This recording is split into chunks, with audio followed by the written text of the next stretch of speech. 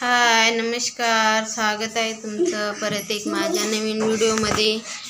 तर इथे बघा मी आज बनवणार आहे शेंगदाण्याच्या पोळ्या आणि साबुदाण्याचे वडे। तर इथे बघा मी शेंगदाणे घेतले आणि भाजून घेतले असे मस्त खरपूस। त्याच्यानंतर याचे टक्कर काढायचे, तर काढायचे नाही तर तसेच, तर मी टक्कर नाही काढणारे, तसे दळून घेणारे। तर मी अर्धा गूळ घेतला आणि अर्धी साखर घेतली, जसे आपले शेंगदाणे असले त्याप्रमाणे। आणि हे बघा गूळ पण घेतला आणि त्याच्यानंतर हे मिक्सरमध्ये बारीक करून घेतलं। आणि आपण जसं पोळ्याला पीठ मळतो तसं पीठ मळून पोळ्या बनवून घेतल्या। आणि त्याच्यानंतर हे झुणकं पण बनवलं होतं, जे आपण की उपासाला बनवतो ते, त्याच्यामुळे हे हळद वगैरे नाही टाकली मी याच्यात।